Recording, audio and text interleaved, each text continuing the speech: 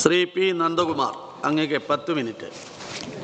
Sir, നയപ്രഖ്യാപന രേഖയ്ക്കുള്ള നന്ദി പ്രമേയത്തെ ഞാൻ പിന്തുണയ്ക്കുന്നു. അതേസമയം ഗവർണർ സഭയോട് കാണിച്ച അനാദരവിൽ ശക്തമായി പ്രതിഷേധിക്കുന്നു. സർ, ഇവിടെ പ്രതിപക്ഷം ഒളിച്ചോടുക ചെയ്തിട്ടുള്ളത്. ഗവർണർ കാണിച്ചിട്ടുള്ള ഈ തെറ്റായ നടപടിക്കെതിരെ പ്രതിഷേധിക്കേണ്ടി വരും എന്ന് അറിഞ്ഞുകൊണ്ട് തന്നെയാണ് അവർ ഇവിടുന്ന് രക്ഷപ്പെട്ടു പോയത്. കേന്ദ്രത്തിനെതിരായും ഗവർണർക്കെതിരായും ശബ്ദിക്കാൻ അവർ തയ്യാറില്ല എന്നാണ് വ്യക്തമാക്കിയിട്ടുള്ളത്.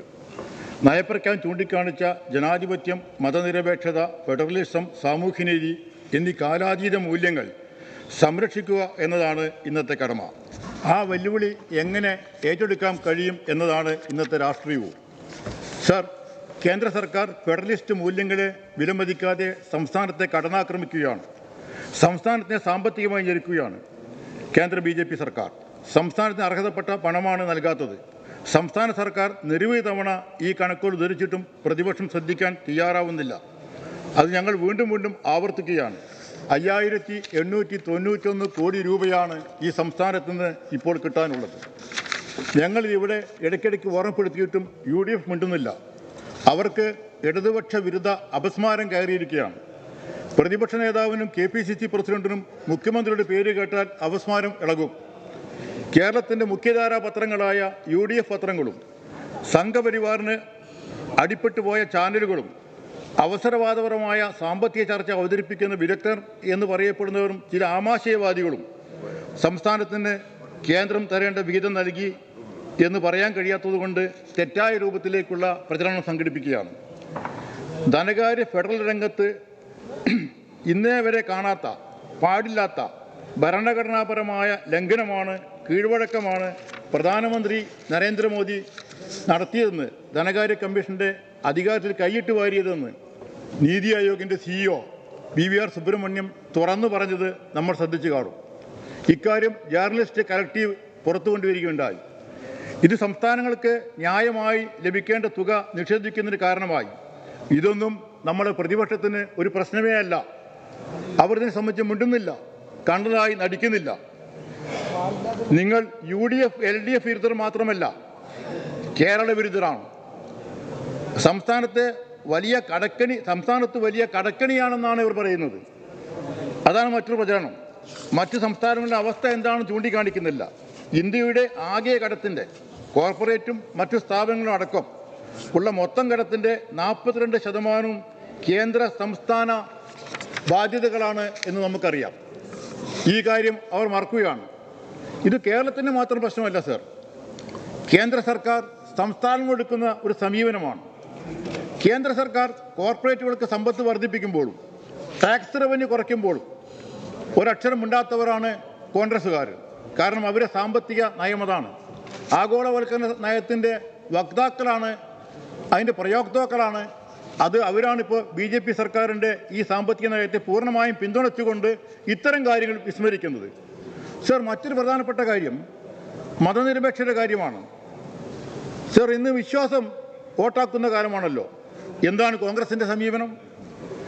ഇന്ന് കോൺഗ്രസിൻ്റെയും UDFും അവരുടെ പത്രങ്ങളായ മനോരമയും മാതൃഭൂമിയും അടക്കം ബാബരി മസ്ജിദ് പ്രശ്നത്തിൽ തർക്കഭൂമി എന്നാണ് പറയുന്നത്.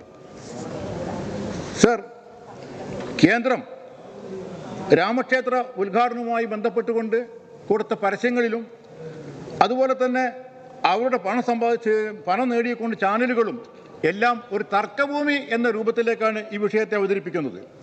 സർ, കോൺഗ്രസ് എല്ലാ കാലത്തും വർഗീയതയെ ശക്തമായ പിന്തുണയ്ക്കുന്ന നിലപാട്, അല്ലെങ്കിൽ മൗനമാനട്ടെങ്കിലും ഈ വർഗീയതയെ സഹായിക്കുന്ന നിലപാടാണ് എടുത്തിട്ടുള്ളത്. 983 രാമക്ഷേത്രം കല്ലിടാൻ ആരാണ് സർ അനുവാദം കൊടുത്തത്?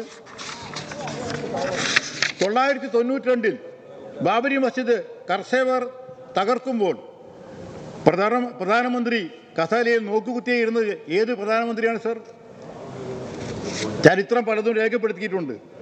ഇത് ഇപ്പോൾ തുടങ്ങിയതല്ല. നെഹ്റുവിനെ തള്ളി അന്നത്തെ ഉത്തർപ്രദേശ് മുഖ്യമന്ത്രി ഗോവിന്ദ് വല്ലഭായ് പന്ത് ചെയ്തത് എന്താണെന്ന് ചരിത്ര രേഖക്കകത്തുണ്ട്. കോൺഗ്രസ് എക്കാലത്തും വർഗീയതയോട് പ്രീണന നയം സ്വീകരിച്ച കക്ഷിയാണ്. ജവഹർലാൽ നെഹ്റുവിൻ്റെ നേതൃത്വത്തിലുണ്ടായിരുന്ന കോൺഗ്രസിൻ്റെ ശക്തമായ ഒരു വിഭാഗം എതിർക്കുമ്പോഴും ആ കാലത്തും കോൺഗ്രസിനകത്ത് ഈ വർഗീയ പ്രീണന നയം ഉണ്ടായിരുന്നു.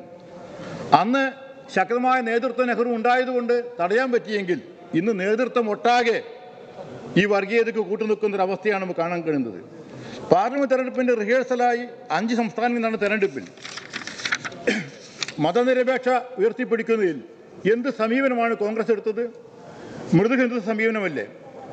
40% പേർ, ജനസംഖ്യയിൽ പകുതിയോളം പേർ ദാരിദ്ര്യരേഖയ്ക്ക് താഴെയാണ് ഛത്തീസ്ഗഡിൽ.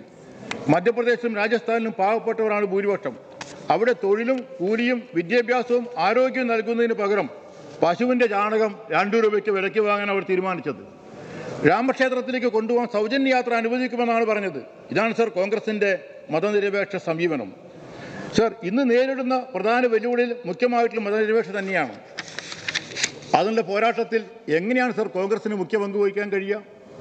ഇന്ത്യയിലെ മതന്യൂനപക്ഷങ്ങൾ ആശങ്കയിലും ഭീതിയിലുമാണ്.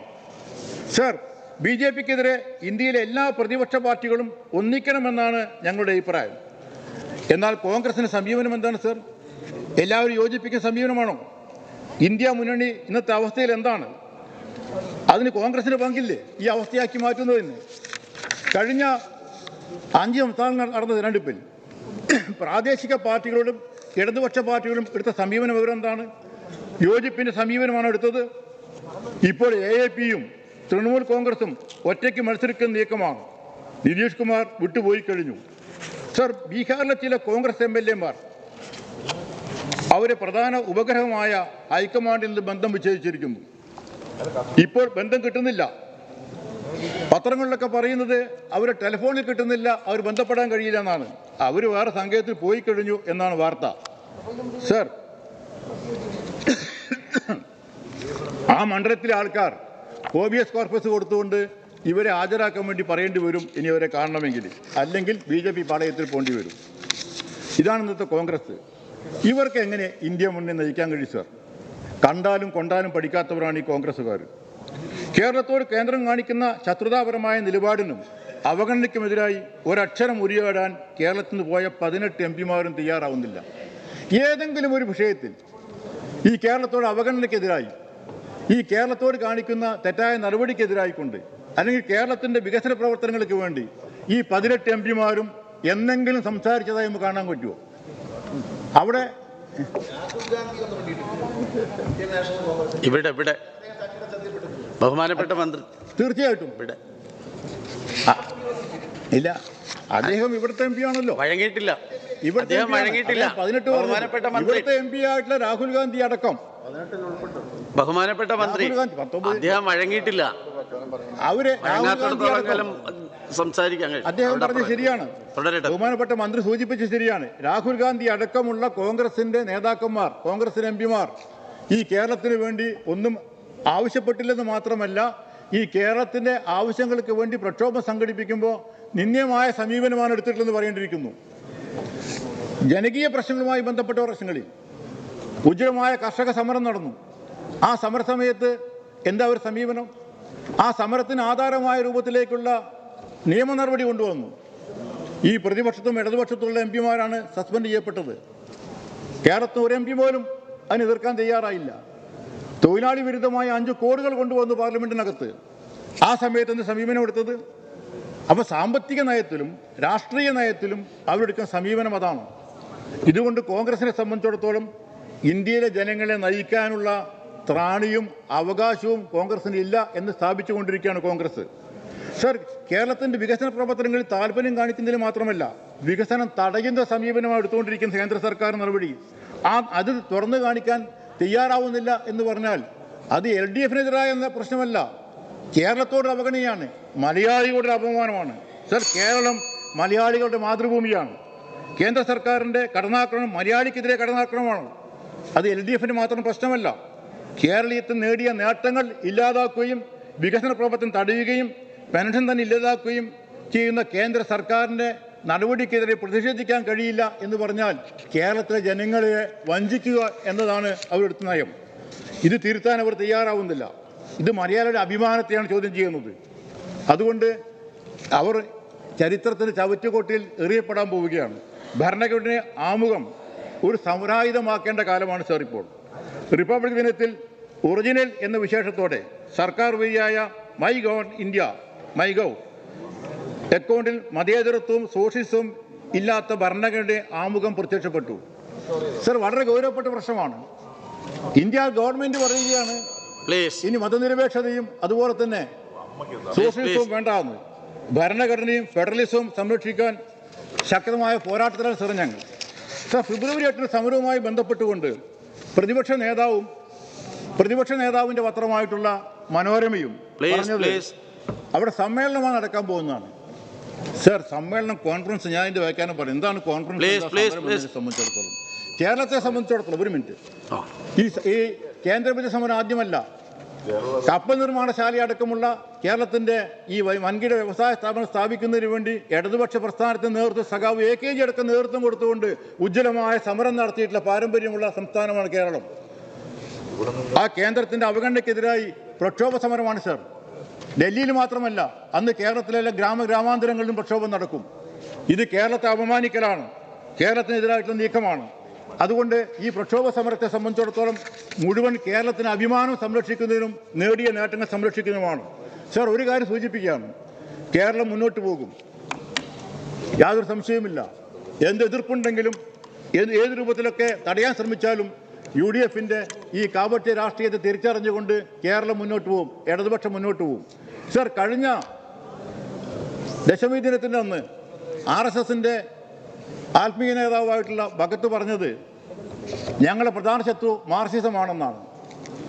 അതുകൊണ്ട് മാർക്സിസം ഇന്ത്യൻ മണ്ണിൽ കുഴിച്ചു മൂടണം, കാരണം മറ്റാർക്കും പ്രത്യയശാസ്ത്രമില്ല എന്ന് അദ്ദേഹം പറഞ്ഞ അർത്ഥം പ്രധാനമായിട്ട് കോൺഗ്രസ് അടക്കമുള്ളവരെ സംബന്ധിച്ചിടത്തോളം.